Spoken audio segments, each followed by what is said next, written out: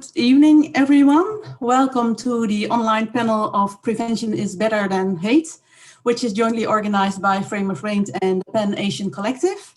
And for a special very welcome to those four figures that we see here on screen, which is Yung Chuan Koo, Aaron Lee, and DJ Song Yu. Very welcome to have you here in this online panel. And especially with these tropical temperatures, which is quite unlike for the Netherlands. Very happy that you are joining us, and also the people following this live stream that we cannot see, but we hope they are there. For you on following this live stream, it's good to know that you can join in by using the chat function of this panel. So if you want to join in, use the chat. We will be collecting your questions or comments, and then they can come back in the discussion that we will have later. We will be talking about the current situation in the Netherlands with regard to anti-Asian racism and the pandemic that is currently happening. And what we have seen happening in the Netherlands is that the hostility and also the antagonism against Asian has been increasing around the globe, but also in the Netherlands.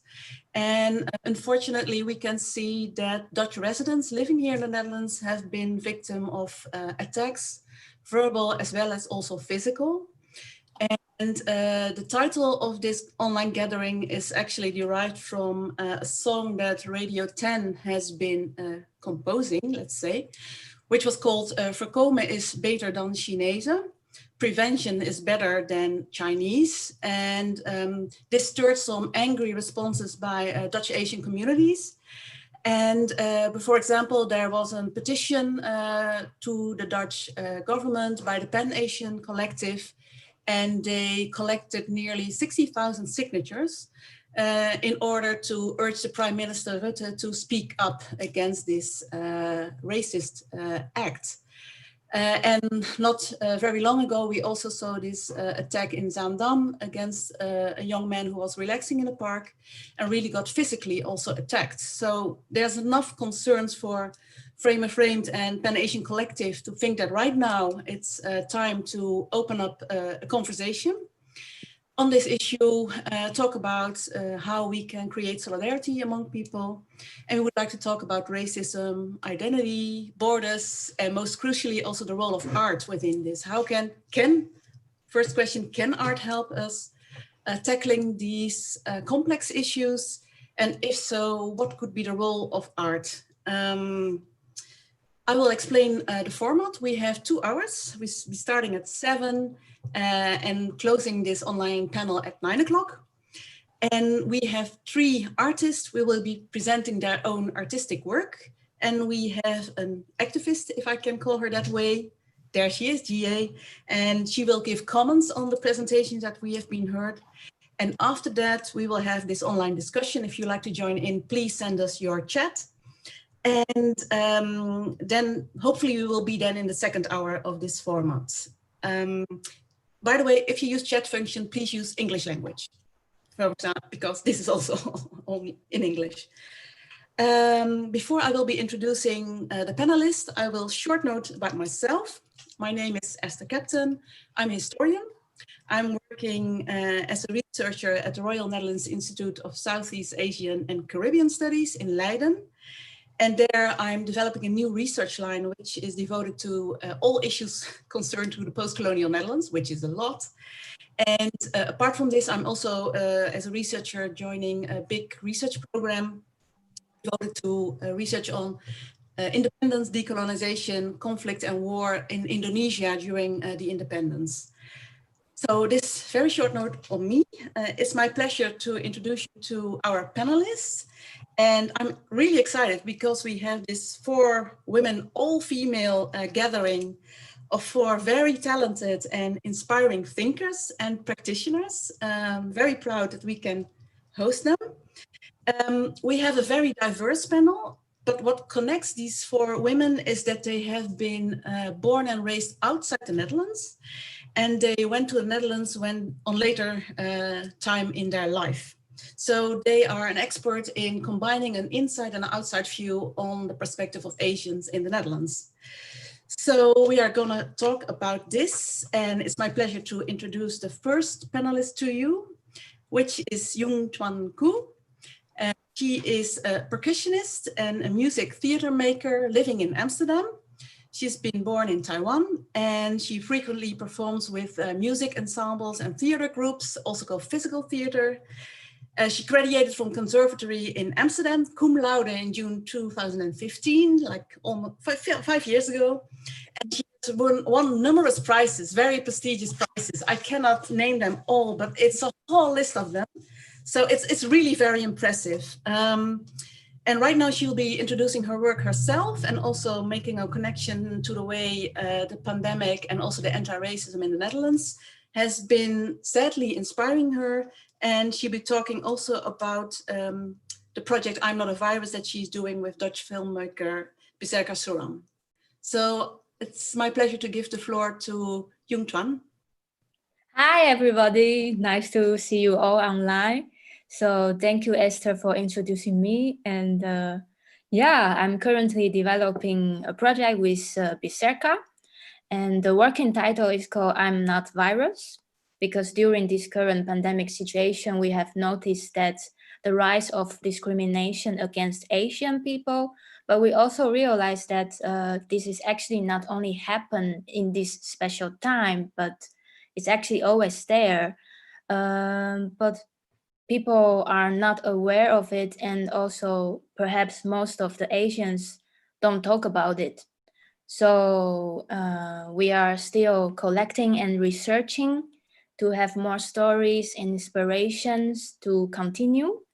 And we actually did an interview day on 17th May.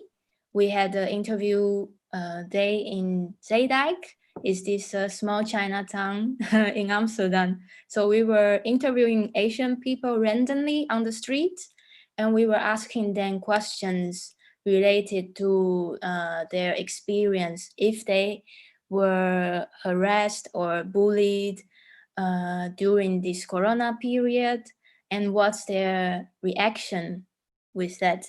So now I will share a screen with you to listen to these recordings. I made a little musical mix. So let's see. Is it working? Normally, I wouldn't confront the situation because, yeah, it's better to walk away, you know. It's better to walk away, you know.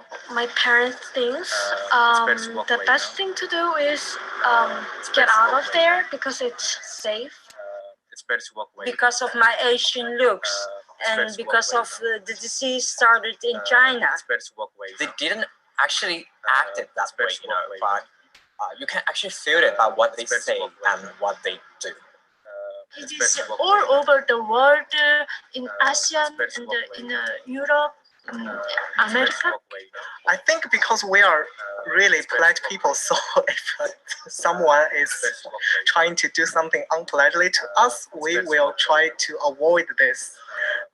We are not really good at express our thoughts and our feelings to others, you know. I guess that's why they didn't really pay much attention to Asian groups. Because we didn't complain that much compared to others.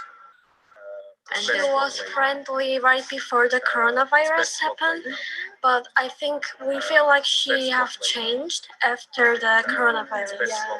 I think something happened to them, not to us. They would never call themselves racist, right? But you can actually see from their behavior. I definitely feel uncomfortable because as a person, I don't want to be treated differently. I'm gonna definitely fight back. I'm definitely gonna fight my words back. That's yeah, that's for sure. For example, people from North Africa or Middle East, usually the majority of people would really pay a lot of attention to them because it is known that they usually get treated unfairly. But the public don't think that it is the case for Asian people. There's like no awareness. It's better to walk away, you know. It's better to walk away, you know. Yeah. So that's the selection from our interviews. And yeah, while listening this recording back, I feel them a lot, because I feel I share the same feelings and the same thoughts with them. Because for me, yeah, a lot of people also say to me that I'm so polite. I don't really say what I'm thinking. And yeah, when something happened to us, sometimes it goes really fast and we don't have time to react. Or when we want to react, we also feel, is it safe? Is it, yeah, I really feel I share these feelings with them. And also to think about what makes us walk away from this situation, what makes us avoiding this conflict. Is it cultural differences, or is it because the different education, or all these things behind? I want to dig in more. So we are still developing this project, like I told before, and we are looking for more insights and stories. This project might, the result of this project might be a performance or a film or an installation. We will see how it goes. Yeah, so this is it.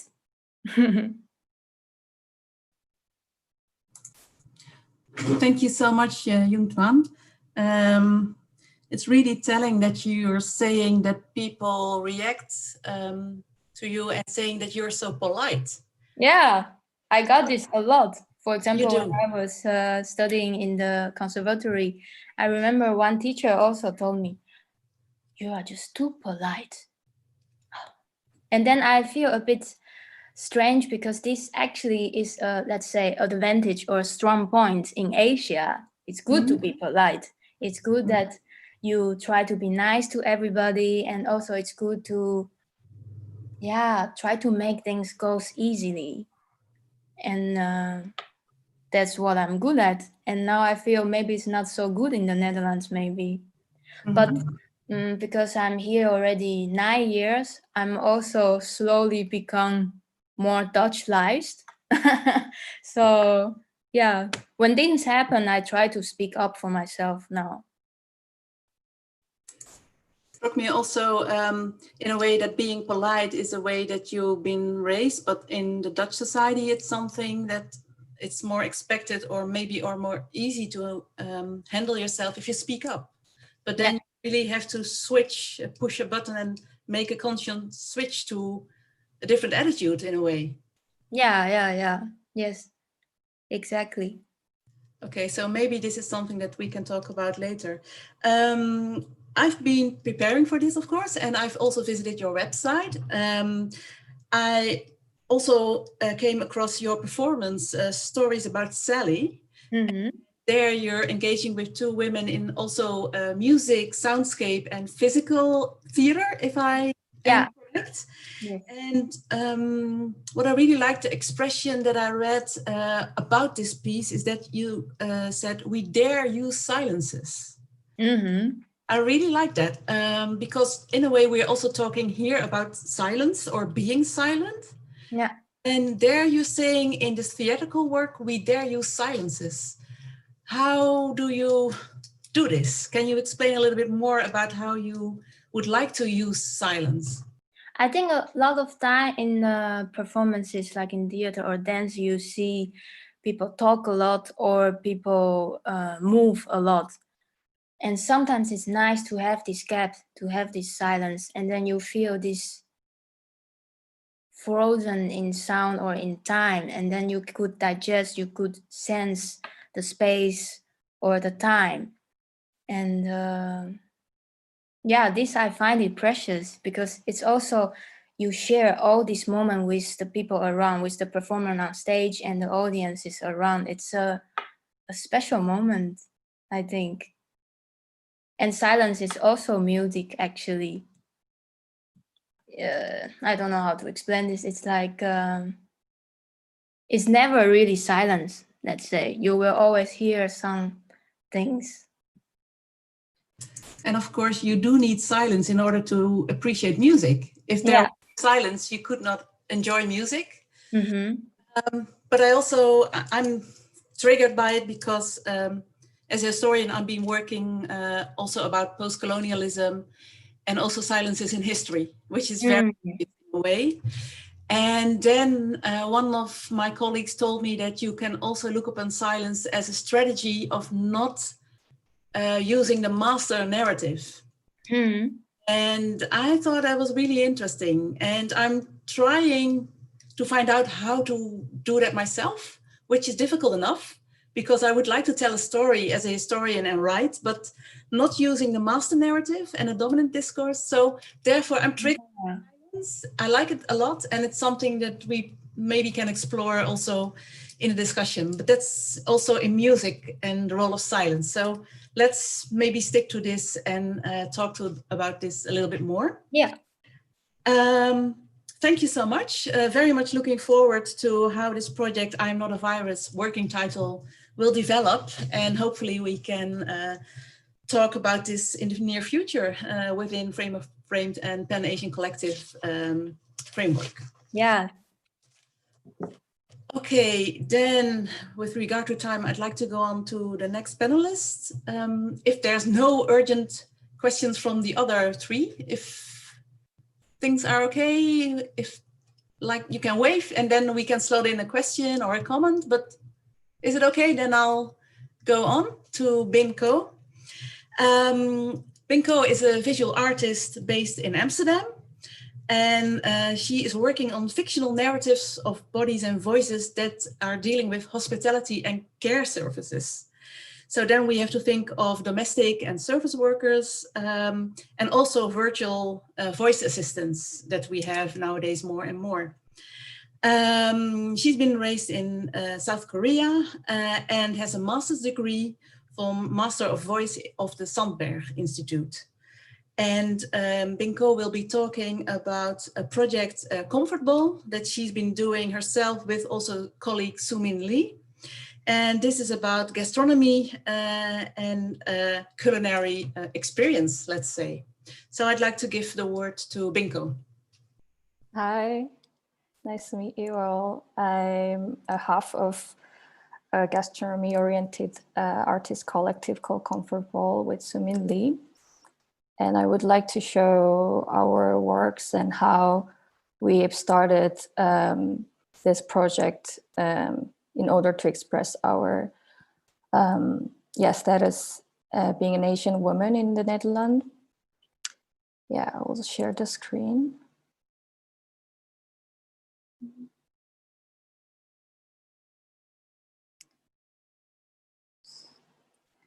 Yeah, so Comfortable is an artist collective run by myself and Sumin, and we started this collective with our common struggle of being an Asian woman in the Netherlands, as well as being a low-wage hospitality worker in order to maintain our artistic practice.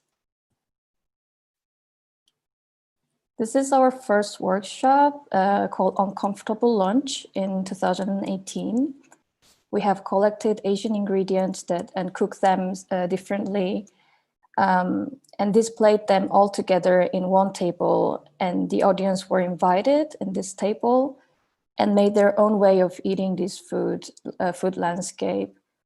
And these many ingredients that we used and collected are really familiar with us, like these mushrooms and some seaweed.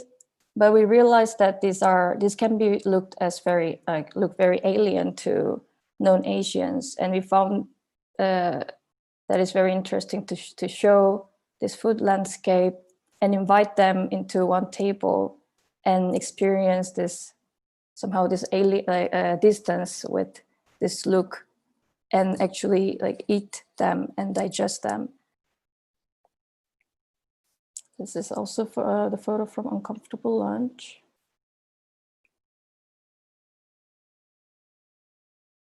And this is the next project called Trolley, an actual trolley that we can actually use for our project. And we made it for a group show called Take a Walk in the Wild Side at Stedelijk Museum. And since most of our projects need a lot of transportation, we have to store a lot of food and move around like the whole city. And we decide to just make a trolley and cleaning or like cooking gadget that we can actually use after the show. And the part of this exhibition, we did a performance during the opening at the bar in the Stedelijk Museum with 5 Asian performers. We made this long landscape of food with also using different Asian ingredients, and invited the audience, let them queue alongside of this table and look at us making this one like rice ball over there, step by step. And this whole scenery resembled as assembly line of factory workers, and also this like kind of showing the stereotype of the like women, female workers in assembly lines. And I'll show you the video.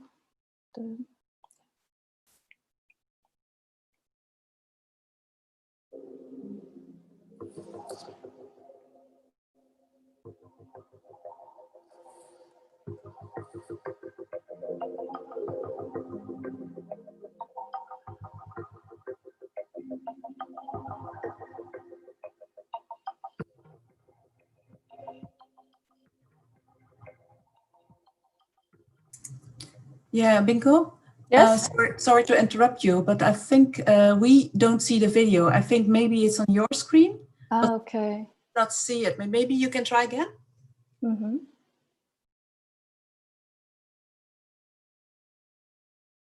Do you see this now?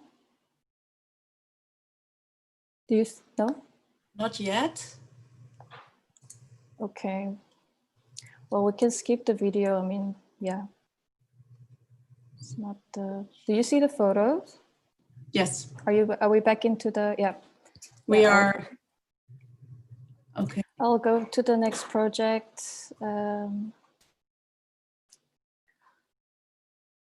This is in early on this year we presented a work called "Do Android Dreams About Cooking," and this is basically we collected a lot of recipes that are generated by neural network from the open source code from at github.com, and their recipes were printed in a eatable paper.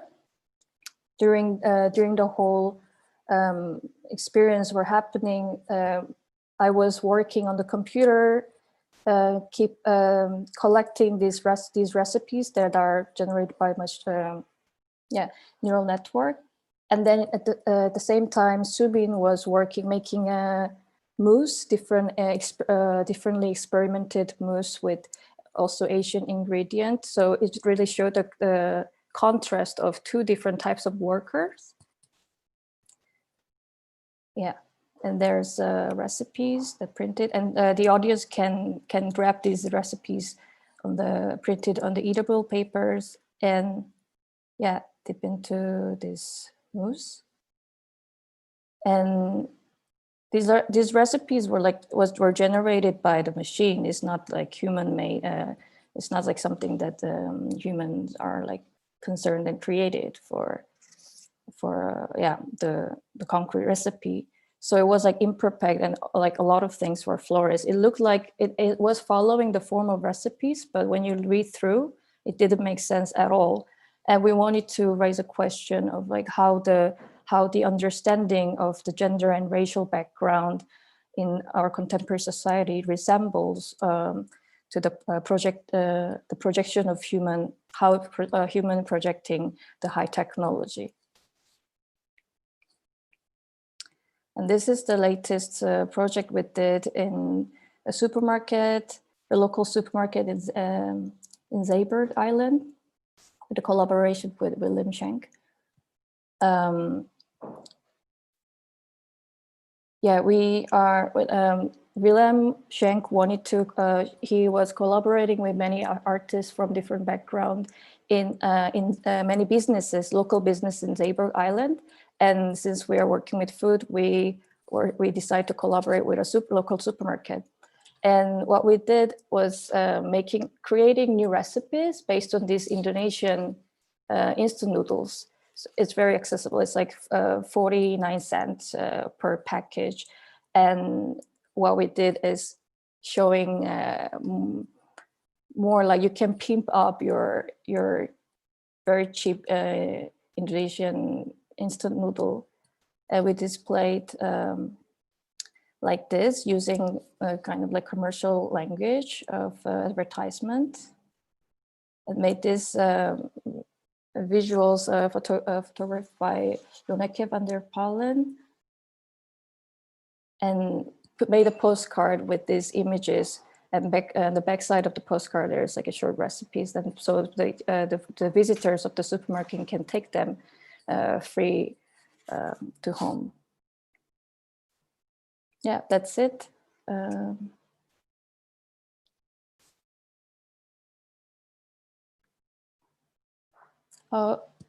think your microphone is on mute. Yeah. Thank you. Thank you so much, Binko, for letting me know that I should put on the microphone. I think it's very intriguing work, especially because food is such a daily thing. Everybody has to eat every day. So it's very low obstacle to think about the way food is used. But then in your project, you're turning it upside down and inside out. So it's so interesting what you're doing.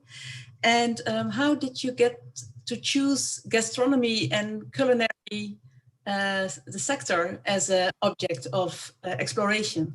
Well, at the beginning, what Sumin, there was another member in our collective, Uryan Song, and what we did in our everyday life, every time we were hanging out, was basically complaining about our precariousness as an artist or art students, and also microaggressions that we are experiencing while we are cooking food, basically. Yeah, so it was quite natural to move to formulate a collective, artist collective, and giving these voices, like inside voices, that is actually happening just at our friend's house or in a very private space to the outside.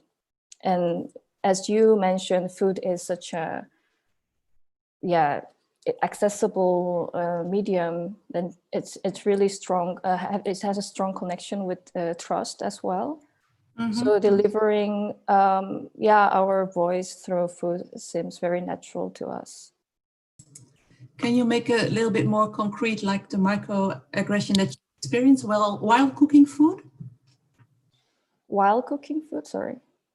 Maybe I did not understand you correctly, but I think that you were saying that you were in the private home of someone cooking, and then at the same just like a chatting about our experience, like everyday life experience of microaggression. For instance, Sumin is still studying in school in an art institution, and there is some ignorances while she's getting feedback from the tutors.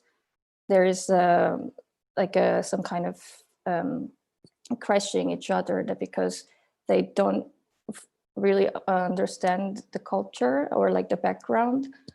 And for me, this daily life races, like minor races, and like hearing ni hao or something like this. I mean, it was more aggressive like after Corona, but this kind of stuff like we were discussing many times before. Thank you.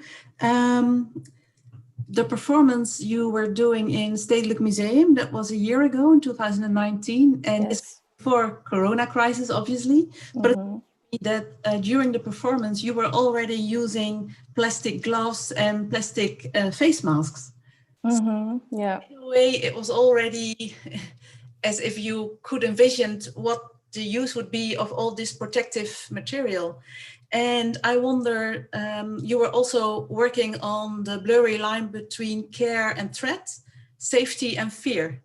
Could you talk a little bit more about that to close with? It's also especially for this facial, like transparent facial mask is from the, we were inspired by these sushi makers in Albertine, or, you know, they always wear this protection for their, protecting their saliva.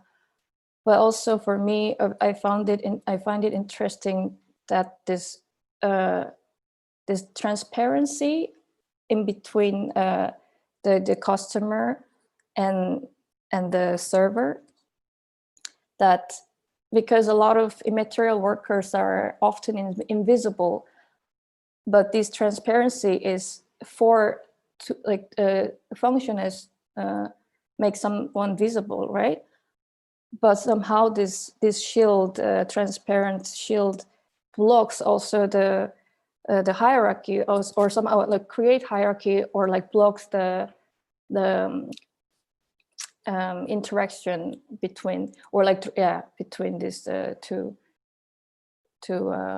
levels. Thank you for explaining. Maybe during the discussion in the second hour, we can get back to your video and try if it works out with the and all that, because we do have some instructions via chat. So maybe you can have a look at that and we can try. And if it doesn't work, it doesn't really, it's not a big deal, but. I think I can actually, I know how to do it now. If I can try again, yeah. So like this must work. Do you see? Everyone see? Yeah.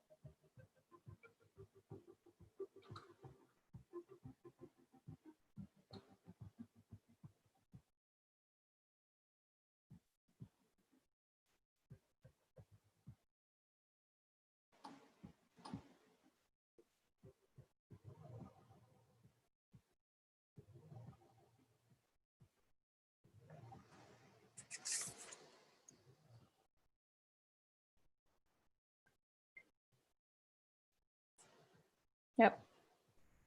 Thank you so much. And I'm happy that the video worked. Yeah. Thank you so much, Binko. Of course. Then I'd like to move on to the next panelist, which is Aram Lee, living and working in Amsterdam. And she is born and raised in South Korea. And she is doing research-driven practice. And this is about reinterpreting material found within institutions, such as museums, galleries, and so on. And she's working on the relocation of these objects and trying to find a different meaning. And this is she's doing through performances, for example. So it's really about the way how objects are described by curators and how they are circulated. And the ambition of Aram Lee is to visualize new structures.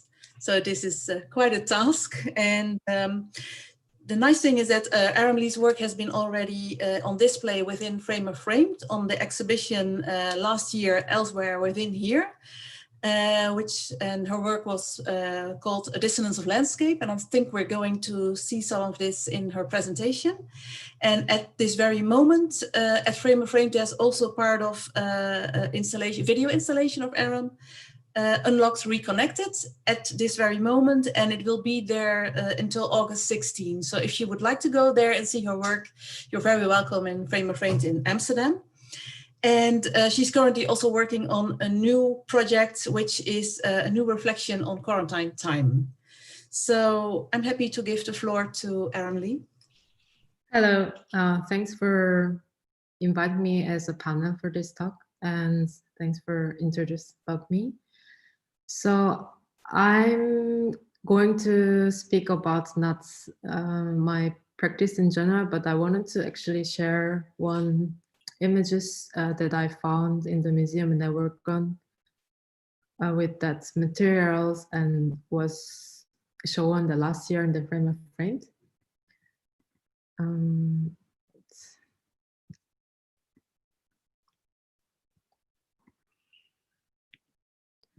Yeah, can you see the images?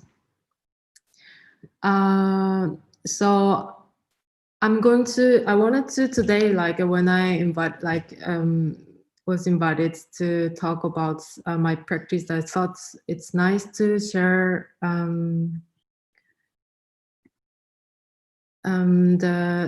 these paintings that I worked on last year for the research and the projects that was performance at the end. So I want to talk, today I want to talk about the landscape of dissonance and the dissonant images.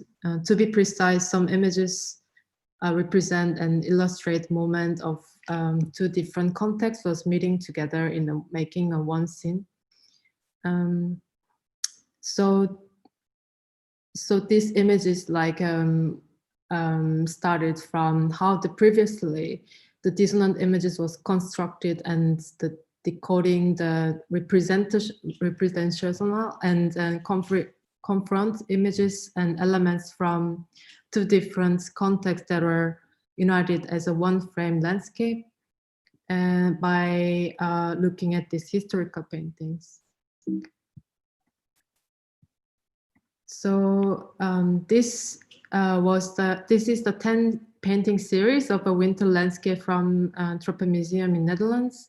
It is labeled with the landscape painting in Canton in China around 1800 year. It's in a still restoration process, so now it stays in the depot of Dutch National Museum archive in Leiden. The painting were collected by Dutch collector who went to China in 18th century. So to excavate these images, this scene of paintings were examples of peculiar territory in which the Netherlands and Cantonese landscape were merged in one. How is it? These landscape series are painted by 19th century Cantonese painters, and the Chinese painters are subtropical Canton, where generally they don't know how the winter landscape looked like, but they painted this landscape in order to export this painting to Dutch traders. And so in this place where there has no winter and the winter can only understood by the people, through the Dutch people bring the printings and landscape engraving material objects that is depicting Dutch and Belgium and English winter landscape, and Chinese painters imagine through these paintings from the Dutch traders and reappropriate to these paintings. So yeah, so the Cantonese painters could never observe such a winter landscape, not enough to depict their paintings. So they had to imagine how the winters look like by looking at the Western paintings. And in this painting, it is a scene in Canton in China and showing the traveling Chinese people in a winter mountain landscape. And in this painting, there's a lot of Western way of perspective. For example, such as how to use the color and shadows and how to depict the light and darkness in the frame. And also use of materials are, this is oil painting, which was not common at that moment in China. But the people in this scene, they wear the Chinese costume and their appearance look Chinese, and also the representation of the rocks and trees is often done by this typical Chinese way of painting. So these two different ethics two different contexts and way of understanding the winter that is somehow all merged within the one frame. Additionally, the way to paint is typical this Western oil painting, because at the moment the Western painters in the imperial court in China, they influenced to the Chinese court painters.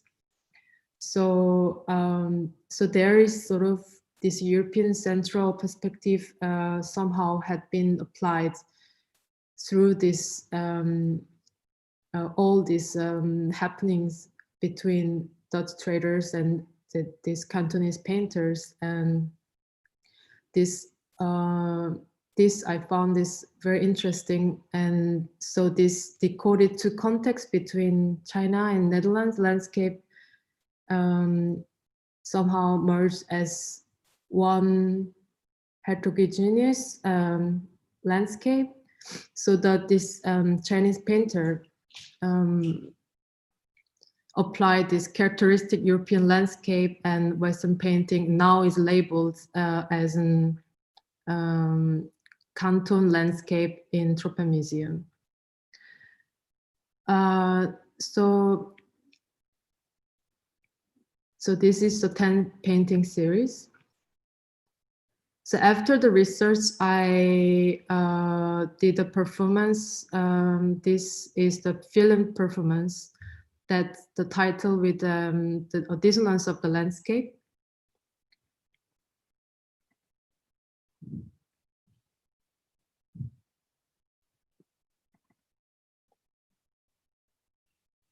Yeah, can you see the video?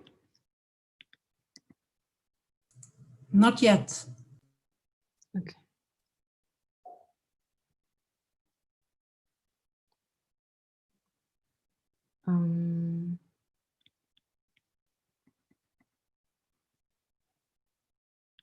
Okay, I can show the video also later a little bit, I think. Yeah. The screen is now still on black. Just take your time. We'll have some. Otherwise, I can show like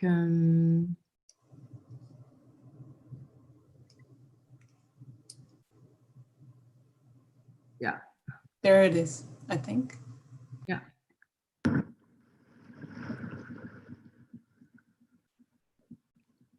So this was the wait. So film the performance. That's after this research and the stories of the 10 paintings from the Dutch National Archive in Tropenmuseum. And what I did, this was actually the show during the exhibition as well within here in Frame of Frame that last year. And it was performance in the summer nights in Amsterdam with this copied 10 export winter landscape. So within this 2 hours of performance, that these 10 copied paintings moved out from the darkened archive of the Tropenmuseum and dispersed into the this corner of the city. We were on the canal, and 10 performance was on the precarious boats, and each performer was carrying a winter landscape painting. And this journey was all into the sea from the IJ and through the canal. And so while these landscapes were painted by Cantonese painters and attributed to the region, and this imagination from Cantonese and painters, and behind them was the result of the exchanging between this Dutch and this China in 19th century. So, but this within this performance, I wanted to make sort of conversation between two contexts that you can. It is already merged within the painting as in one heterogeneous the scene. And so within this process, I try to reperform this beautiful historical narrative along this unstable water and a lot of illumination, and between the movements and its stillness and the question of cultural authority in the representation of history is constructed through diasporic movements. Yeah, thank you. Thank you. Thank you. I just had to unmute my mic again and I pushed the wrong button, so it took some time. Thank you so much, Aaron. I think it's so impressive because as a historian, I also work with material heritage and objects in museum. Yeah. And what struck me is that curators told me that the objects were held in custody. And then I thought, we need an object liberation front, you know, because you need objects also to circulate. And then that's exactly what you've been doing in your performance. So I think it's really awesome to see that these paintings are brought out of the museum collection. And just a stupid question, but did the Tropen Museum actually allow the original paintings to go outside? No, it was actually, sometimes actually I did a lot of performance that bring the objects out of the archive from the museum and make a performance in the city or the origins where they come from.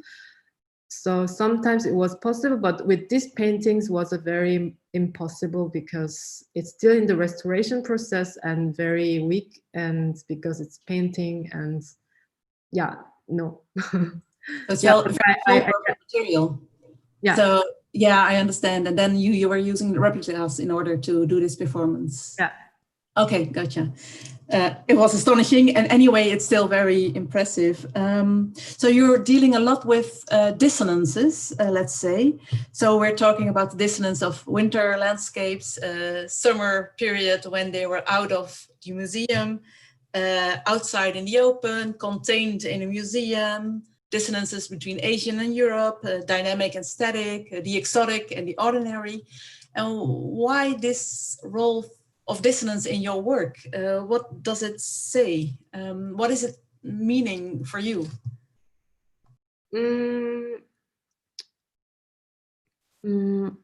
I think I started to think about the word of dissonance with the question of yeah, what should we how can I make our relationships works, or especially within this painting work, like how should I understand you by imagining your landscape? I mean, this kind of poetical question actually firstly come to my mind, and yeah, because also these two different contexts was merged into like making a one harmony and the one scene, or it can be also seen as a dissonant images, and that kind of feeling somehow just personally also like my life is also tied up because your life and is tied up to my life, and that was and in fact our landscape as in there is some meeting scene and how it looked like, and that was starting points, and of course that is related to my practice that I do a lot to do this performance with the museum archive to make confrontation between the archive and its current contemporary reality, and to bring out that somehow within this one constellation, I think. Then a final question for you, and then we switch over to Jie. It's an abstract question, it's very meta level, but it's also the dissonance related to diaspora. Yeah, I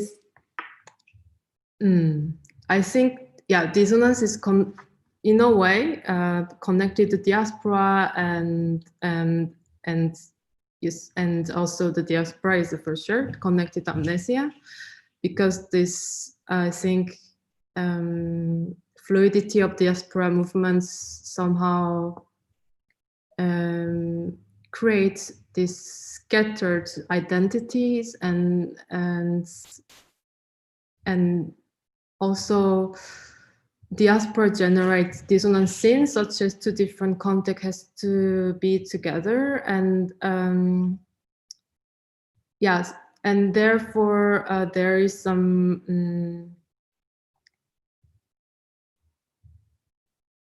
relation between the diaspora and dissonance.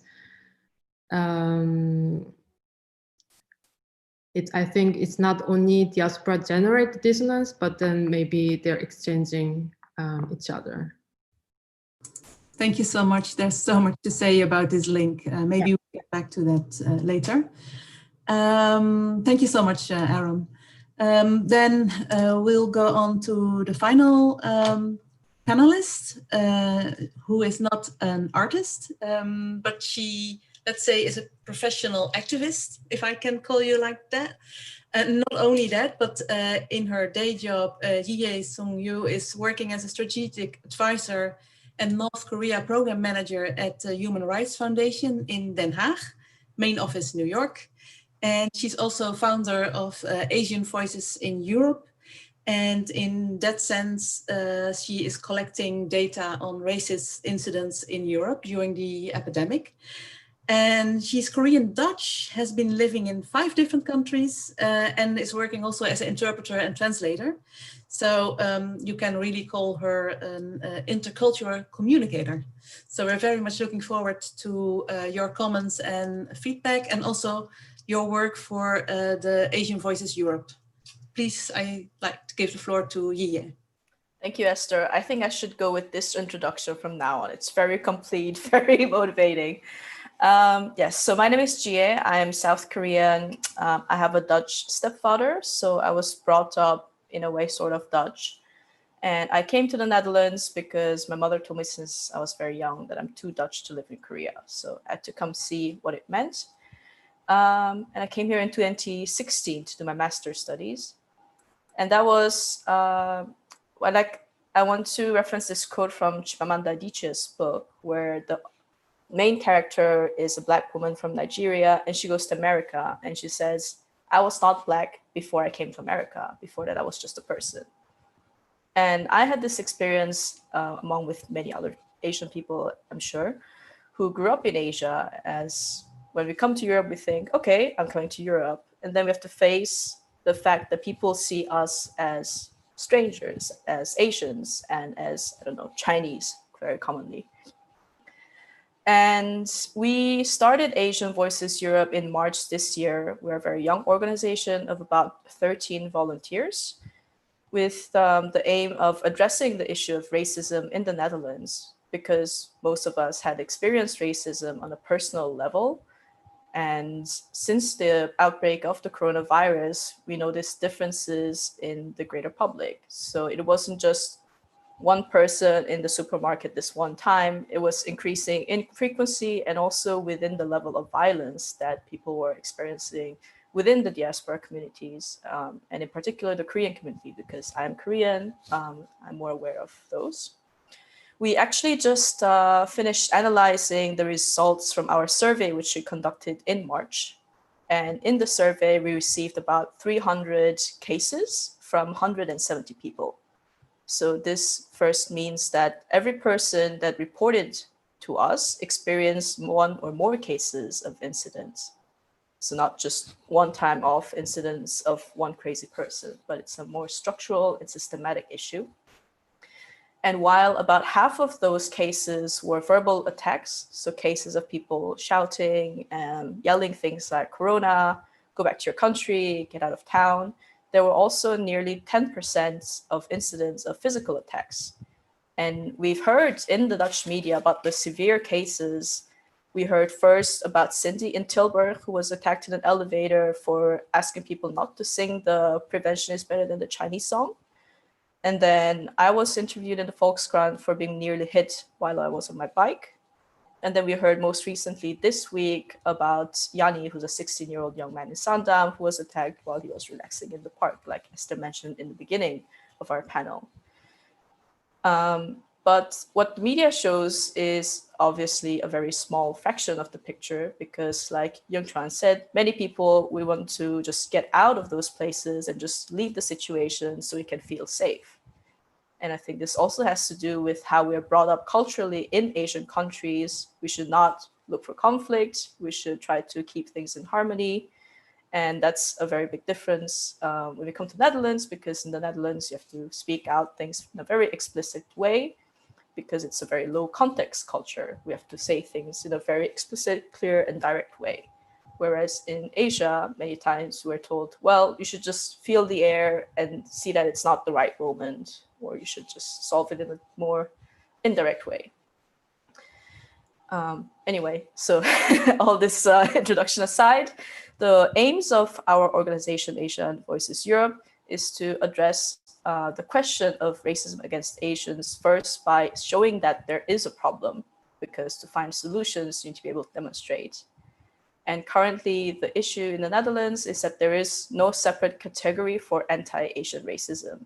For example, we know the word anti-Semitism, and there is a dedicated category in the European Union level and in the national levels in European Union members to define anti-Muslim hate or anti-Semitic hate or anti-Black hate, but there is the category for Asians, which we find as a core issue. So we are working on that, on making this more visible, and obviously we have to do a lot of work because we're a very small group of people. Yeah, and I'm very glad that we have researchers, journalists, academics, and activists like myself working on the team. We also have designers, so we do have artists on the team. Yeah, so I'm very glad to be here to be part of the discussion today. Thank you so much, Yiye. So this is all volunteer work, right? Yes. I think it's very courageous and also necessary to collect these data because empirical evidence is what people are looking for, also for journalists. They really like these hard facts and data. So the artwork is important and the imagination is important, and also to think about the role of art within this whole difficult issue, but also the data, the hard facts in a way. So I'm really impressed, and it's important work. So thank you so much for talking about this. And did I understood that you are about to create a website based on all the collection of the data? Yes, so we want to offer the possibility of reporting in multiple languages because we want to make it easier for Asians who have just immigrated to report either in English, for example, in Korean, Mandarin, Japanese, but that will depend on how many volunteers we have. Yeah, and it also ties into your work as an interpreter and translator. So they're very fortunate to have you also as a founder and the president. So good luck with that work. We'll right on time been finishing with the 4 presentations, and we will be going now to second hour of our panel and talk. And we do have some questions received by the live chat, and since we've been talking so much, I think it's only fair that we give the floor to the people that are together with us in Zoom via the YouTube channel. And let's go to the questions that have been asked. I do it in order of how they appeared. So the first one is for Binko, and 2 questions actually. So the first question to her is, how do people react on all these alien Asian ingredients in your performance? Mm-hmm. Second question is, after you and Sumin all made racism as an art form with food, do you guys feel better about it, or what did you feel people watching your performance? I'm not sure if I understand this correctly, but how did you feel that people react to your performance? For the first questions, it's the reaction of the audience when they see very unknown ingredients for them.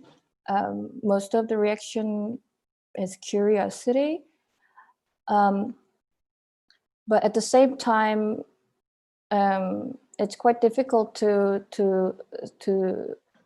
say or like define their reaction, the audience's reaction, because a lot of events that or workshop that we did was within the art institution, so they are already open to cultural diversities and like willing to try many things.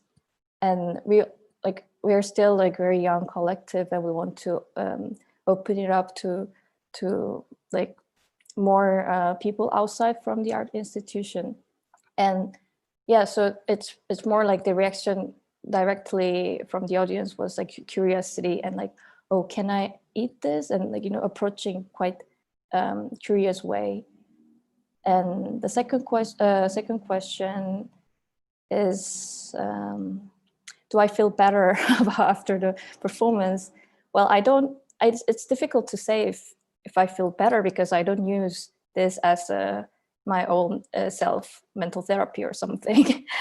And I learned something. I learned a lot of things from the audience reaction during the performance, and I want them to understand when the audience see this unknown or alien looking food scenery, these gaze that you're looking at this table can be what you are looking at us, like Asian female, you know, like being kind of fantasized, or but at the same time having a distance, you know, like, or like guessing around with some the hint of ignorance. And that's the mostly what I learn or what I want to show. Yeah. Thank you so much. We have also a question for Jung Tuan, which is, I will read it aloud. I resonate with being polite, mentioned by Jung Tuan. Before interviewing the people on Zeedijk, does Jung Tuan know if they have ever spoken publicly of their experiences of discrimination in other ways? No, I didn't know if they have this experience, but perhaps, I think it's a good question. I can use it for later on for other interviews. Yeah. Were they actually opening up immediately when you approached them, or were there also people who said, I don't want to be interviewed? Yeah, there are some about people. this? There are some people when we were with microphone and cameras, and so some of the people see this equipment, they are immediately, no, I'm shy, no. But some people, take the challenge and chat a lot. Yeah. So we really appreciate that. It's quite intimidating when you have a microphone and a camera in front of you. And exactly. And then also sometimes older generation is saying, I have nothing to say.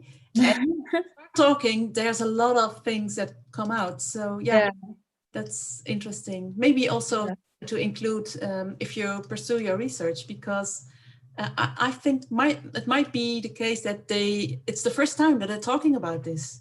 Perhaps. It's also first time for us to ask these questions. Yeah. So this ties into that silence again, huh? Yeah, that's quite a topic. We'll get back to that later, I think. I'll have a following question to Aram, which is, I read aloud again. I wonder, while your performance with Caucasian friends, did they understand the meaning of the art pieces? How did they adopt them?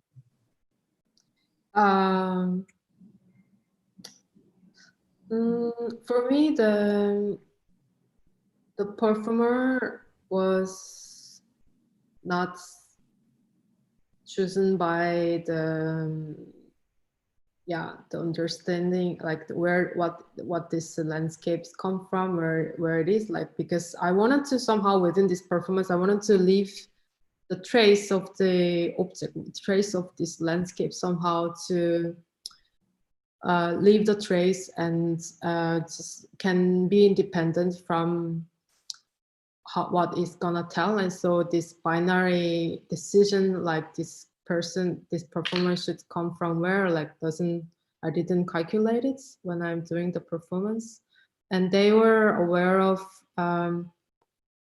the story of the paintings for sure, because they had to hold it. And during this long journey of the performance was also unexpectedly, some of the people also start to talk about the landscape, and there was also quite diverse performer was invited to perform. And yeah. So would you rather say that your work and the paintings are like autonomous in their way, that they do not necessarily have to be understood? I do believe they don't need to, I mean, in my performance at least, to liberate from its own museum archive, and then they get out and they confront with the reality, which is this time. And somehow I wanted to try to liberate it from this own historical context somehow, in a way, and that could be they could be a little bit more open with their visual or with their images. And that was how I wanted to reactivate somehow with this landscape in a little bit more different way, not to follow the whole traces of the historical narratives only, but yeah. Thank you for explaining. And there's a question for Yiye, which is, Yiye, also since you are close to Western culture, have you had an identity crisis while traveling several countries or living in several countries? Yeah, I think a lot of people who grow up between multiple cultures have an identity crisis, because often they feel that they have to choose one of the usually two cultures of their parents. So I felt that actually when I went back to Korea to attend high school and university, because then I was considered not very Korean because I was too direct. So it was very confusing for me when I came to the Netherlands. People said I'm not Dutch enough or I'm not this enough. And actually, since about 10 or 15 years, there's this more popular term of third culture kids. So it's you grew up with multiple cultures and you are something totally different, and that's okay. And that can be your identity. Yeah. Thank you. There's another one right now popping in into the mailbox for you as well, Yijie, which is, according to my experience, when I was in Western countries, I tried hard to fit in society, so I couldn't represent myself. This is not me, I'm reading a question of the audience. When did you have the confidence to be Asian and speak up your voice? So actually, when I first came to the Netherlands, I tried to really fit into Dutch culture. I made the explicit choice of not meeting any other Koreans. I was also in Maastricht, so there were not a lot of Koreans, unless you went to the conservatory. And then actually during Corona crisis, it made me realize that I'm actually Asian and that I am Korean, and I want to reach out to other Korean people and help them when they experience racism. So this Corona crisis has sort of also helped me gain more confidence in my identity as a Korean person. So actually working on this project is empowering yourself as well. I don't get paid, so I have to do something. Okay. There's another one coming up for Yijie, and then we're opening up the floor with the four of us, or the five of us. But first this question, Yijie, thank you for the presentation. I heard that Asian Voices Europe is currently working on a so-called guidebook. a project which contains how to report or confront anti-Asian racism. Could you elaborate on this project and the possible collaboration with artists regarding this project? Okay, so I see my colleague has written this question. We are currently working on producing a guidebook for dealing with anti-Asian racism. And this was just a very practical decision because I kept on answering questions that were sent to my personal messages on Facebook, and people asking, well, I had this experience. Actually, I got in touch with Sumin from Comfort Ball because of this. And they said, well, what do I do? How do I phrase this so other like Dutch white friends will understand me better and not be confrontational? What can I do if I want to go to the police? Can I get help? So we are actually working with an organization based in Berlin that was created by Korean women, and they actually want to they already started working on helping victims of sexual violence of Asian origin in Germany. So we will work on the Dutch case on how you can first report incidents to the police, because in the Netherlands, there are two ways of reporting things to the police. You can do it over the phone, where they will make a note of it, and it is not included in official statistics. You have to specifically ask that you want to do an aangifte, which is a report, a formal report. And many people do not know this, and the police do not necessarily encourage you to file this report because it is more work for them. So that's a kind of very practical advice.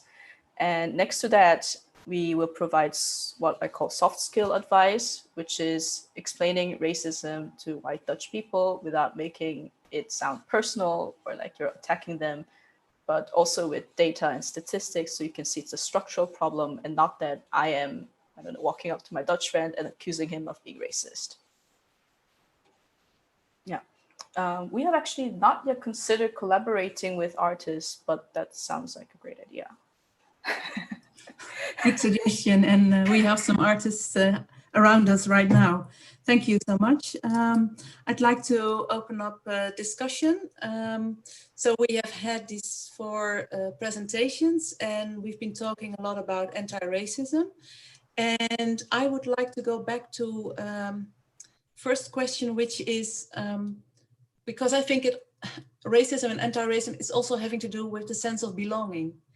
And my question to you would be, what makes you feel like you belong somewhere?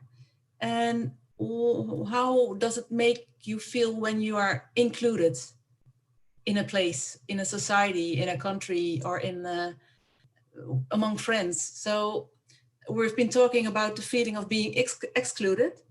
And I would like to also think about the other way around. So what makes you feel like you belong? What makes you feel like you are being included into Dutch community? Can you talk a little bit about these experiences yourself? So just think about it. I hope you do have these experiences, Jungtran. I think you waved. Yeah. Yeah. Well, I think about this question a lot because actually I don't really feel I belong here, mainly because of the languages, I think, because I haven't mastered Dutch yet, but I could understand some things.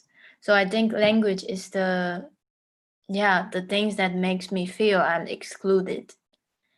And for my profession, I feel in a way I'm included.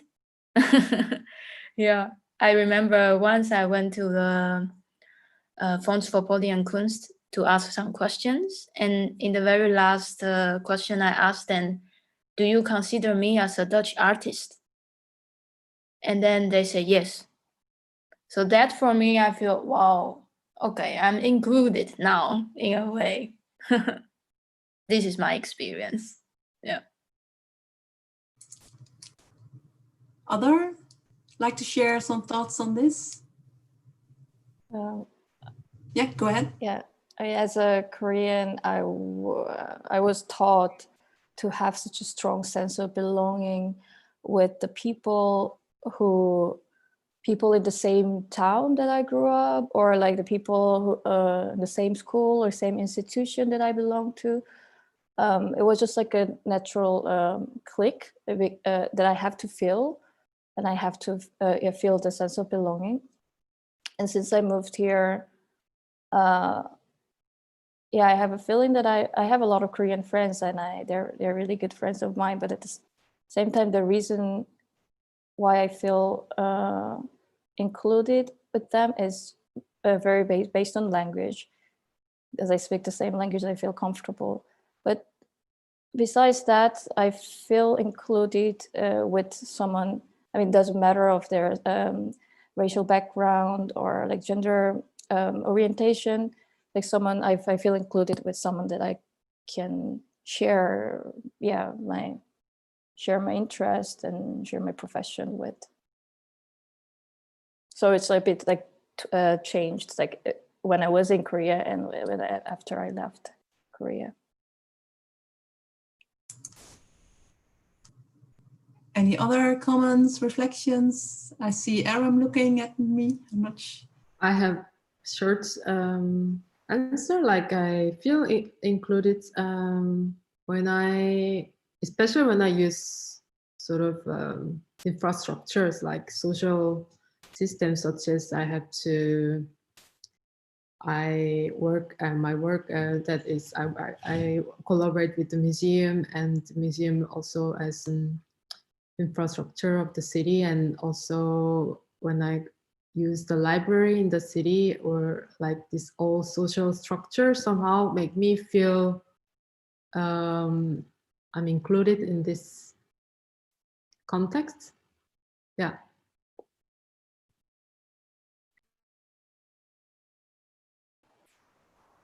Well, Esther, I think you're also muted. Yeah. Sorry, I just pushed the wrong one. Yeah, please go ahead.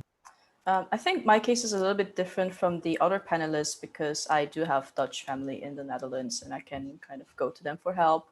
I also went to a master's studies program that was very small, so everybody knows everybody, and we have kind of a close-knit group together. But I have heard that it's more difficult to have a sense of belonging when you're, I don't know, an Asian or an expat coming here at a later age. You have your own family already, or maybe you don't know local people. Yeah. What I hear is also that, in a way, a professional identity also helped of improving the sense of being included. So we've been talking already about your work, and I think it's nice to go to the art question again, because we're talking about art practices and anti-Asian racism. And how do you feel about the relationship between politics on the one hand and art on the other hand in these times? Has the political situation influenced your artwork? Or your activist work for that matter, EJ, so you can also comment on that. So, political situation in the Netherlands, how does it relate to your art or art in general?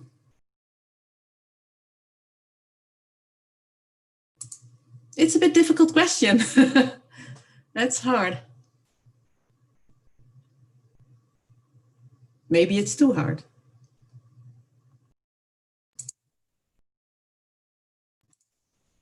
We have a moment of reflection, which is nice, moment of thinking about it. Let's say, let's go back to a question before this one, because I think, is it possible that art can be used to fight social inequalities? Can art be used to improve relationships between people? Can art help to fight anti-racism?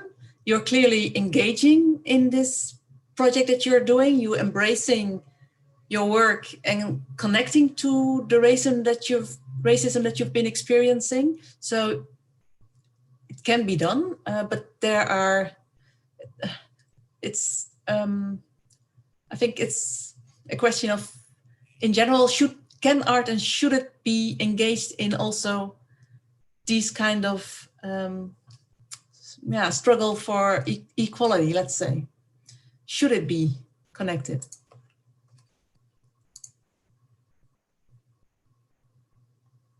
Yeah, Minko? I don't think the art necessarily have to be engaged with these topics. Like because what your question was like, should be, right? But I don't. It doesn't have to be. But I think art can be could make a link of the audience participant of or who are experiencing artwork can think about the racism or a lot of social problems, and I think it's important to raise your voice with your artistic practice. Thank you. Does Jung Tuan? Yes, go ahead, please. Yeah, I think art is bringing inspirations, beautiness, and it can also educate audience and people. So for me, I try to bring different to give meanings in my works that when people see my performances, they can start to think, or they can take something back home, or they can start to reflect. They can have questions, and I think it can help. Yeah. And sometimes I think about, but my performances sometimes have very little audiences, but actually the amount is not the most important. I think even though you change only, maybe not change, but you bring inspiration, let's say, to even one person, that's enough for me. Yeah. Thank you. I'm also thinking about, especially since we're talking about your experience of living in the Netherlands and being an outsider within, let's say, what are the challenges of working within this Dutch context and doing your work? Can you elaborate a little bit more on that? What is maybe more difficult within this Dutch society and community to work and to develop anti-racist projects, for example? I'm going to say funding. Very basic, yeah. Uh-huh. You mean by the benefit, or well, there should be more funding for providing equal opportunities to artists from different backgrounds. Mm-hmm. So this is financial support to develop projects. Because especially as expat artists, you don't have a network of people you know. It's much harder for you to approach people to ask for funding and to apply for those documents. That can be an additional challenge. I was also thinking of what has been already said, I think, in a way, because the idea that anti-Asian racism is not anti-Asian racism is not existing more or less in the Netherlands, and that you are all trying to make visible in your projects. But for example, I had to think of all the manifestations of Black Lives Matters right now, and that almost everybody is engaging with it and connecting with it for a good point, of course. But there's no such parallel thing for the projects that you have been working on. So I was thinking, how do we explain this difference between, on the one hand, really massive support for Black Lives Matters anti-racism, and the other hand, anti-Asian racism is much more, smaller, let's say. I was asked this question several times, some from the Korean media and also personally. And first, the answer is the Zwarte Piet, banning the Zwarte Piet, the Black Piet tradition in the Netherlands has been a movement for about 20 years, and now they're getting traction. And if we think about Asian Voices Europe or Asian Raisins or Pan-Asian Collective, these are all Asian organizations that started this year or the year before, or in the past maybe 3 years. So maybe in 20 years. can have that kind of a scale. But that's one problem. And the second problem is actually we're mostly South Koreans here today, so it's not very reflective of the whole Asian community. But there are historical issues that divide the East Asian communities amongst themselves. So that has been an additional challenge to bringing, for example, all Asians together in combating racism.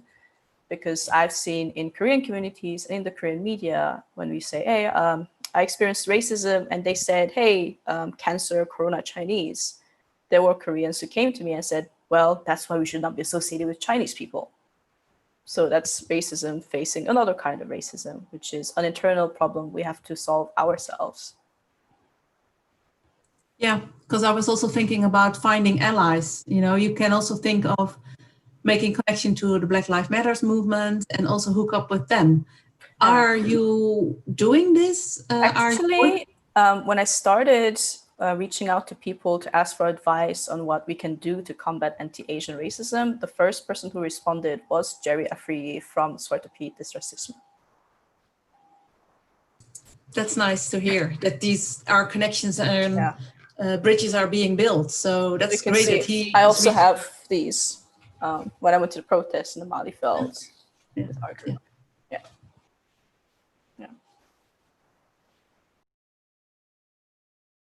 I think what I'm thinking about, like anti-Asian racism, I cannot make a disconnection with Black Lives Matter. It's just like we're talking about the same thing. We're fighting for xenophobia. We're fighting for white supremacy, and as Jihe mentioned, there are a lot of racism within East Asian or like within Asian communities. What really shocked me these days to see how many people are having a lot of hate towards Black community, hate toward Muslims, because also in our everyday life, we are experiencing this verbal violence are from either Black or Muslim. Like 90% of this violence are happening from them. But I think we should look bigger, you know, like,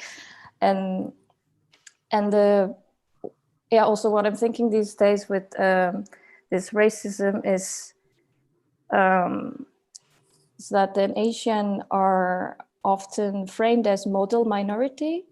Mm-hmm. And I find it really tricky to like how Asians are presented as weak and silent. And when Asian became a threat through this pandemic, some people find it like very easy to blame and attack.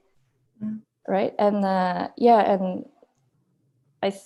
think we all like should rethink about how Asian people are being framed as model minority, and make like louder voices all together. And how can we find solidarity while we are experiencing racism within, you know?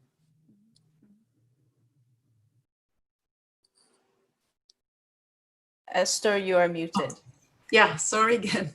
So fighting many battles at the same time. Jung Tuan, you also wanted to add something? It's like if you remember from the recording, from my interview day, that I feel I read somewhere that Asian are considered as ideal immigrant because we don't create problems, we don't need social how do you call it, help, because we take care of ourselves, we earn money by ourselves, and in a way we don't complain and we don't create problems for the government.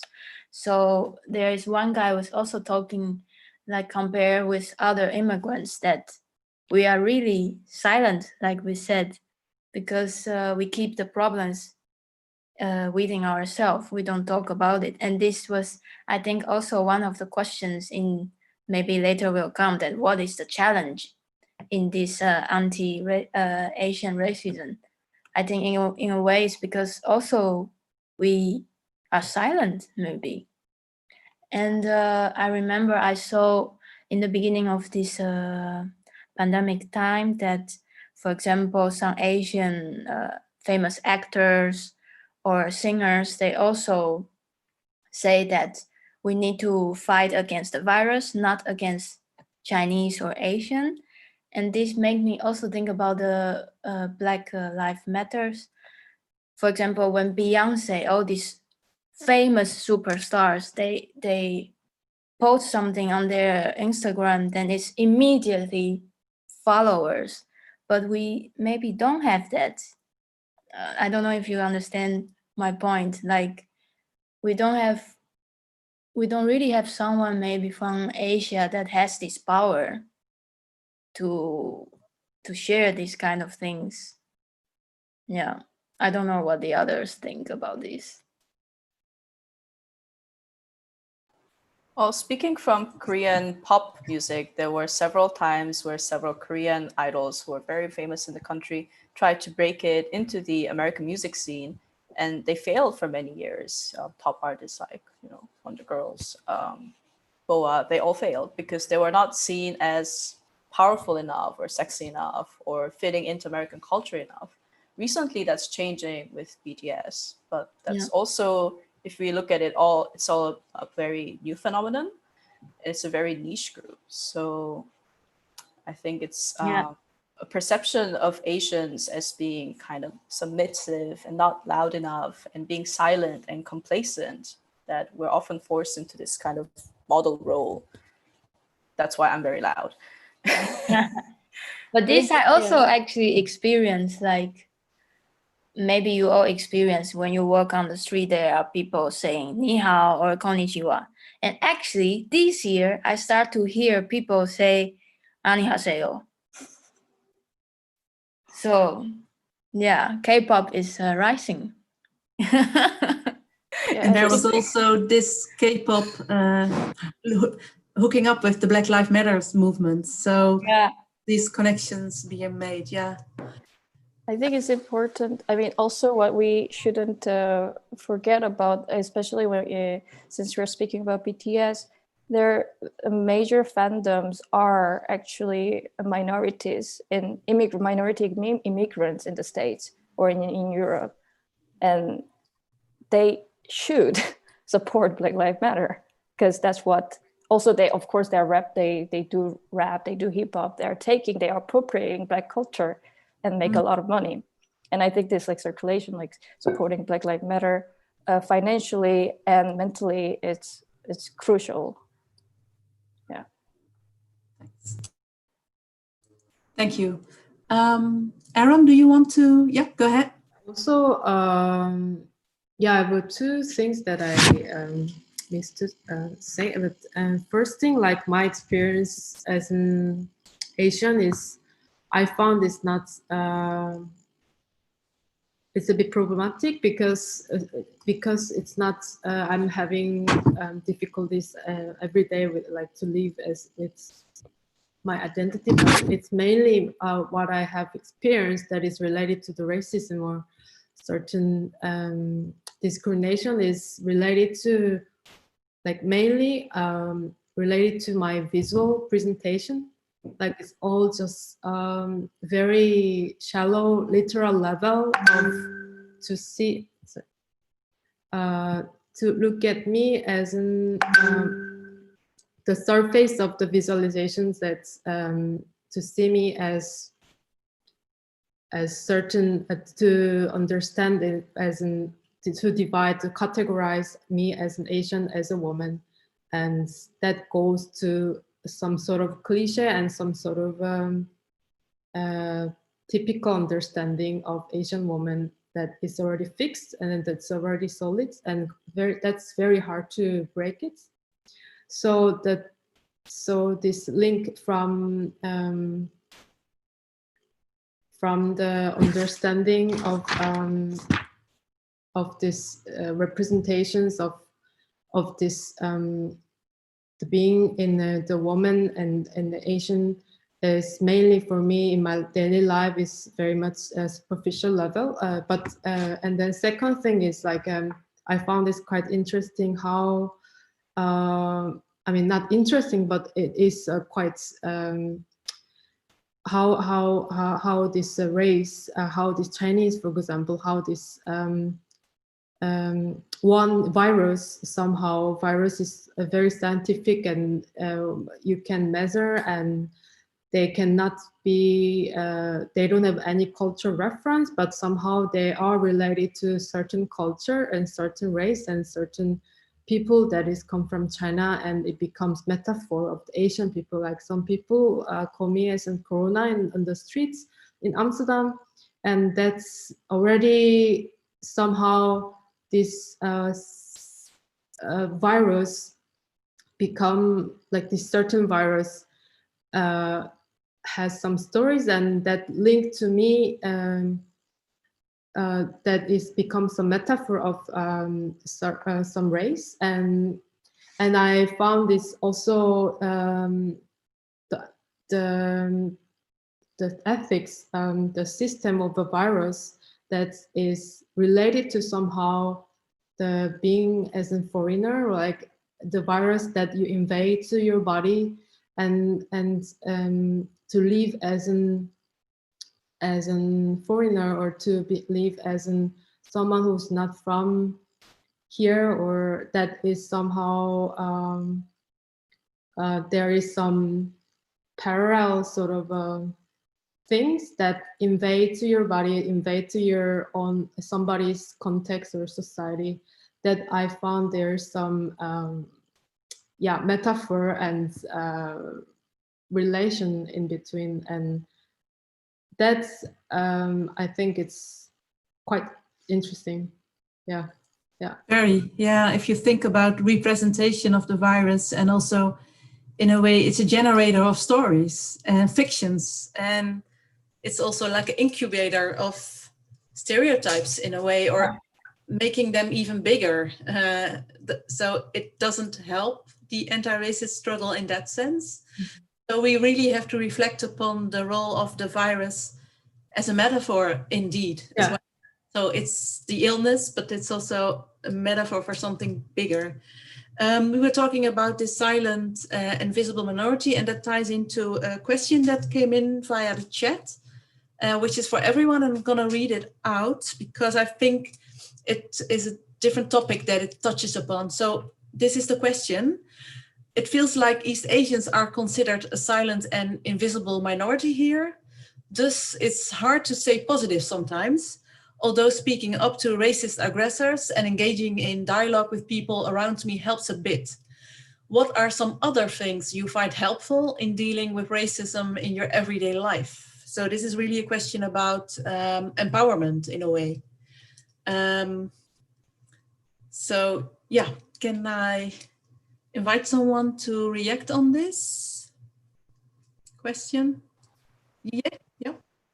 So usually if I've kept a short account of the racist incidents I've experienced while I was a student in Maastricht, because it was happening so often and I didn't want to think about it, so I just logged it. What actually happens is usually the people who attack you, you cannot have a conversation with them because they've made up their mind that you are a Chinese something that doesn't deserve to be in this country, or they have the right to violate your personal space, or to stalk you, or to pull your hair, which is also what happened to me. So with those people, you cannot have a conversation. What you usually do is to call for help for people around you, if that's possible, or to leave. What you can do is start a dialogue with your friends who are not aware of those issues. Like what I had is, I came to university one day, and in the morning while I was biking, a guy followed me and kept on saying, "Oh, Chinese girl." So I came to university and I was very upset, and I told my classmates before we started because they saw that I was in a bad mood. And I saw that my friend, who's a Dutch white guy with, typical blonde hair, blue eyes, he really had no idea what was happening, and he was trying to understand that this happened in his hometown, but I could see he didn't understand. And at lunch break, I was walking together with him to the Albertine when somebody on a bike passed by me and said Chinatown. And then my friend turned to me and I could see the look changing on his face, and he really understood that this really happens and that it feels very invasive because he saw it.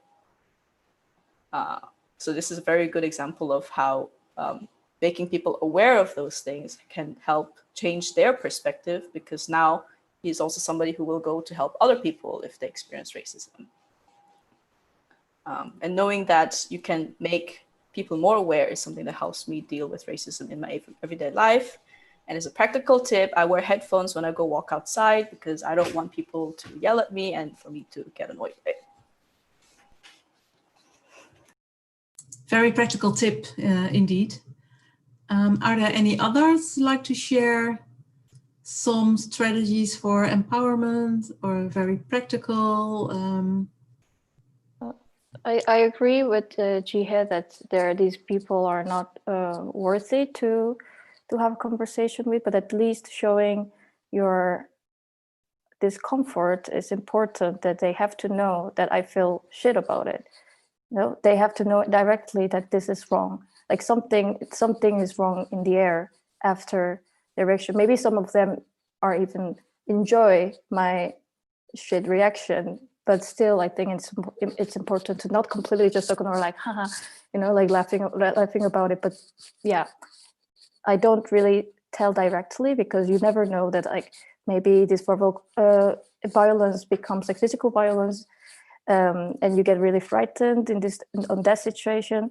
But at least showing your like facial expression that is like showing it, yeah, it's wrong, it's important. So to add on to that, there are times where I really confronted somebody who invaded my privacy. So I was in a bar with students and then a guy pulled my hair. So then I went up to this guy because I knew that the bar was full of other people and there were friends with me that were going to help me. And I said, "You pulled my hair, this is not okay." And he got very upset. And then I called the bartender and the bartender pulled him out. But you have to assess in what kind of situation you are, because if you feel that you are the only person on the street, you should not confront them. But if it is possible for you to do that and you feel safe doing it, it is always good to call out racism and to say that it is wrong. I agree with Jie. Also, sometimes when there's friends around me, they notice that if people saying more rude things to me, they will also react immediately. And yeah, sometimes things happen to me that even teenagers will say "Qin Chang Zhong" or "Ni Hao" just randomly on the street. And I find, especially teenagers, I will try to look at them and say "Was zeg je?" or "Beetje respect," this little Dutch, to let them know that, hey, I understand what you are saying. Because I feel for some people, you really know there's no point to talk with them. But for teenagers, I feel, yeah, I need to really show to them that they really need to learn this, to respect. Yeah. And I don't want to like monopolize the dialogue. I think this also ties into the stereotype that they have of Asian women. They think they can attack us and walk away because we're not going to react. And in a way, I feel responsible to break that stereotype and say, look, you say something at me, I will catch you and I'll shame you in front of all those people. But that's just me. It's not everybody. They might have a knife. You should also be careful. Binko, did you want to add something? I was thinking when Aram was speaking about the stereotype, like how she is represented as an Asian woman in the Netherlands. It was interesting because I had to learn the stereotypes, what kind of Asian female like stereotype that Western society have to protect myself, to learn what is racism and what is not. You know, because also Dutch society is the humor is a great quality in the Dutch society, and it can be packaged.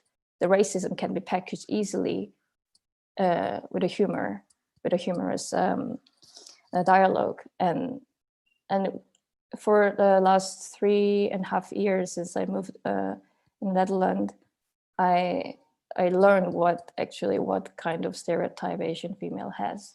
That was also like learning my new identity as a Asian minority in the Netherlands. maybe it's not so practical answer, but I think just ideally to have our or my at least own stories and telling about my own stories is very important to, like, very fundamental, like, because we already, like Bo also said, adapt ourselves to certain cliche or categories that is solid thing, and maybe therefore there's some part that we already lose our own stories, and that even the stories that is already exist about Asian women, for example, that is not even shaped by me and not narrated by me, and also it's also even not structured by Asian women probably, and so to have our own stories, maybe our own voices is very important, like what we are doing now, I think. And at the end, because it is about who is telling stories and about what and how, and that is all somehow has included in this political judgment, I guess. Yeah, but I think we have to also be careful of how and with whom we share our stories, because there was a time that I shared a story of when I experienced racism in Maastricht, and somebody approached me and said, "Oh, we're from a political party. We're very interested in helping you spread your story, da da da da da." And I saw that this was a person from the PVV. So I responded, "Well, I'm very sorry, but the person who attacked me was not Moroccan and was not Turkish, so I don't think that fits your narrative." Because we don't want our narrative to be used against some other minorities. Yeah, and I think, like what Aram was also saying, that indeed the representation of Asian females is by the gaze is by the other dominant white male gaze, let's say. So it's a construction of being othered, which is also making a disconnection between you and the self-image that you have, and having to see yourself through the eyes of another person, which is confusing to begin with. So yeah, I agree also. Therefore, it's important to tell their own stories and to raise your voice and make counter stories, make counter narratives in that sense. Yeah. Binko, did you want to add something? There is another question in the chat. Let me see. Oh, there were two, I think. Yeah, there's one for Binko, and then there's another for YJ. So I start with the one for Binko, which is saying, it's really interesting to hear you reflect on how people who interacted with your work were within the institution. So they were more curious about the work. Did you feel like there was a shift in the power dynamic between you and the participants against your position as a hospitality worker? Of course, yes, because it's simple as it, because I'm making my work. Me and Sumin are the owner. We are inviting the audience. And with the language of hospitality work, with the language of domestic work. But at the end, we are the one who is inviting. There is a shifting of the power dynamic. It's completely different that we are working in a restaurant, like serving for somebody. And that's actually the big point of using this same language as with hospitality and care, because we want to shift this power dynamic with our works. Thank you. I'd like to go on to the other question in the chat, which is for GA. I'll read it out aloud. You are working on creating data on racist incidents against Asian people. Could you tell us about the insights you got from the data regarding gendered violence against Asian women? Yes, so from the first survey that we created, we're working on the second one.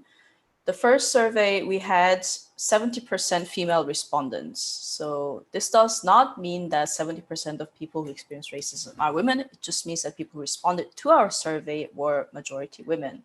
And this can also be an issue of men being discouraged from speaking out on such issues because they'll be seen as less masculine, for instance. Because I have seen instances where men spoke out against racism that they experienced during Corona times, and there were very serious incidents. There was a man who was dragged out of his Uber car by the Uber driver and almost beaten. There was an incident where another man, no, it was the same man who wanted to get onto a tram in Amsterdam and it was refused because the tram driver said, we need to keep the tram clean for other passengers. But there are not that many Asian men who are willing to speak out about those issues because in more patriarchal societies, it is seen as a weakness when men talk about something that is not seen as them asserting their authority. And unfortunately, South Korea ranks after Qatar and Turkey in gender equality indexes. So that can also be a contributing factor. From the survey, we had, like I mentioned at the beginning of the panel, we had about 300 respondents, cases reported by 170 respondents. So it means one person usually experiences multiple cases of racism. In one case, we had one respondent who had about 7 different incidents within the span of 2-3 weeks. So that depends on the person. About half of those were verbal attacks. So being yelled, Corona, get out of town, Chinese, Ching Chong, Chinatown, those things. But also a third of them were microaggressions. And often microaggressions are things you experience from people that you work with or people that you meet on a regular basis. And I remember one case where it was, I think, a Korean Dutch woman who was working as a care worker in a hospital, and she was serving soup for the elderly people. And the elderly man said, "Oh, I hope there's no Corona in here." So that is a microaggression because it's not so explicit that you can call it really like a violent incident, but it's something that's going to damage you for the rest of the day. And that's a question of something we really have to, we cannot really do something legal about it because it's not a physical assault. That's very clearly defined in Dutch law. What we can do is raise awareness and let people know that those kinds of things are not funny because the people who hear those things don't find them funny. It doesn't matter what your intention is. Before this, people need to understand that Asians are not those stereotypes because in Dutch society, there are not that many Asians. We are East Asian, so Korean, Japanese, Chinese, Taiwanese, Hong Kongers make only 0.7% of the population. So we are a very small minority. And that's why we need to make our voices heard more. Yeah, thank you. And you've been creating this first step in Asian Voices in Europe. And I was thinking, you were talking about the necessity of raising awareness. And I think it's necessary both in and outside the art community. When we were preparing this panel, I talked also with the organizers of Frame and Framed. And the question is, does Frame and Frame together with Pan Asian Collective need to set up, for example, a platform to talk about this, or are there already enough like online communities like this? Do we need to hook up and, if it's allowed in person, do we need to have associations on this? Or is it already enough that we're working on all kinds of initiatives within and outside the art community? I just wonder what you think about this.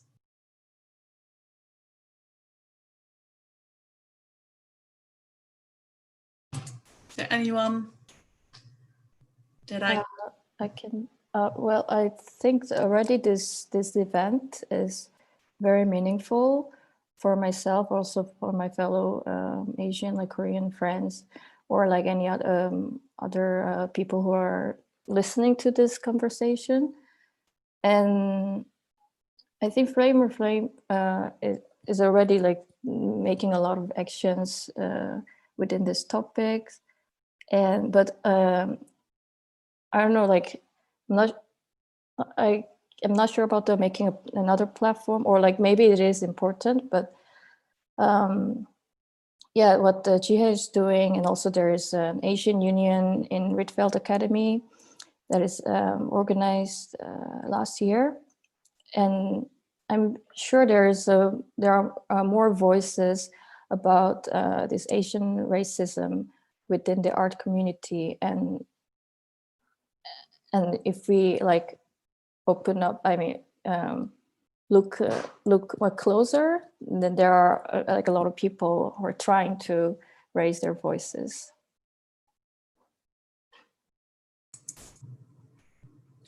Any other thoughts? Yeah, go ahead. Well, I'm not an artist, but from the cultural side of things, many East Asians are not as pushy, or for example, willing to like really push people to get their project through. So that's a different style of communication. And for example, Fraser Framed probably is already aware of this. We can take into account the fact that some people are more indirect in how they approach their products. They might communicate in a different way. Because in the Netherlands, it's more seen as positive if you're very aggressive and you really assert your point. What about Yungchuan, the business that you are working on as a performer? It's how are things in there? Are there any platforms or networks to discuss these kinds of things? No, not really. But from my experience, I feel being Asian sometimes it's actually a big advantage. Sometimes I get jobs because people want the Asian look performer, or they want someone who can play, let's say, East Asian music. And so this is somehow a plus, let's say. And yeah, and sometimes I feel this is a bit like when you talk about gender. For example, in percussion words, mostly it's like male performer. And sometimes I don't want to make this like a complaint. I don't want to say like, I don't have job is because I'm Asian or because I'm a woman. I try not to think like that. And I also try to believe that people treat us equally, that they don't exclude you from the beginning. So yeah, this is somehow a bit double for me. Like, I don't know what is the truth in a way. Yeah. Yeah, but I do get I do get works because I'm Asian, so I think it's a big advantage. Which is also a good thing to talk about as well, you know? Yeah. So thank you for that one as well. Yeah, I know that when I did the interview with the Volkskrant in March, the Dutch media was very happy to see me because I'm the first non-Chinese Dutch person to talk about racism. So in that way, I guess it was an advantage for me, but it's not really an advantage because it means Korean people have not been speaking up for so long. Okay, there's a question via chat, which is, do you think racism happens more in certain areas than in other areas? So are there sometimes professional or maybe also private environments when racism against Asians is happening more easily?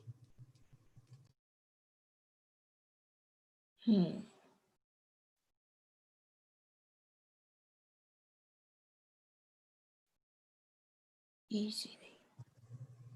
Is it? I have a question. If is this in a sense of a certain area means in a location-wise, like a city or country, or is more like a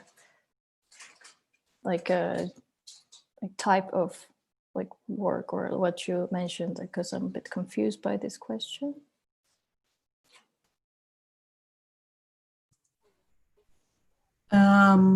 Can you explain this, Jia? Oh, no, I see this question in the chat. I'm not sure what is meant exactly. Yeah, but because I think, I mean, this verbal violences that happened to me in Amsterdam is mostly in the West, where I'm living. Then it happens more often in my neighborhood than when I go to the center or East area. But besides of that, yeah, it happens everywhere, of course. Within my category in the art community or outside, and we call it microaggression, right? And that's why also I want to know more about this, like be more sensitive about this microaggression, that to sense that this is aggression, you know, not a joke or not a like humor. If I look at the data from our survey, it really happens everywhere. It happens a lot on the streets, but also there was somebody who was sitting at a McDonald's and the people start taking a video of him and then laughing. It also happens in public transport. But there were also cases where it happened in places where we think is very safe, because there was one case of a Korean woman who woke up and there was a swastika painted on the outside of her house. Or there was this child at the Japanese school of Amsterdam who was beaten by 5 Dutch students for looking Asian. So it really happens more than we think. And the reason that most Dutch people are not aware is because in their daily lives, if they don't live in the big cities in the Netherlands, they don't come in touch with Asians. My Dutch family lives in West Friesland, and when I go there, I know I'm the only Asian person they have met in their entire lives. Which is alienating in a sense already, to experience that you're the only one in a gathering, a social bubble or something, and that you're the only quote unquote outsider. So yeah.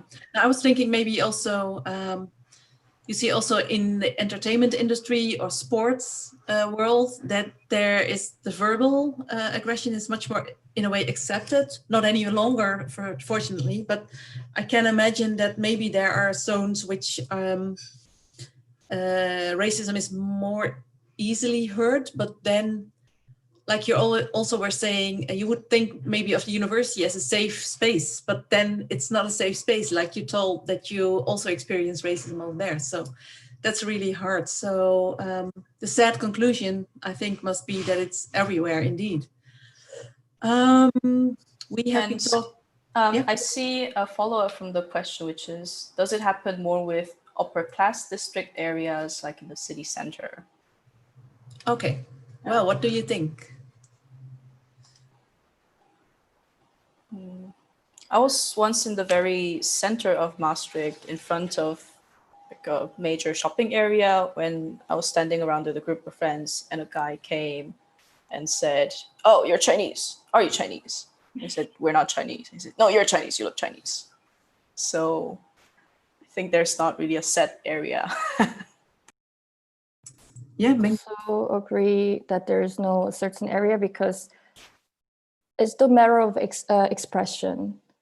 Like it doesn't matter, like the classism doesn't really matter as long as you're racist, but maybe it's more covered in more upper class neighborhood. It's more like, you know, like covered, but maybe I live in the west side of the Amsterdam, and it happens more. They're expressing more verbally. I mean, it's just a matter of the expression, how often they are expressing this racist comment. I think these questions include like if the racism is related to certain education system within the school or within the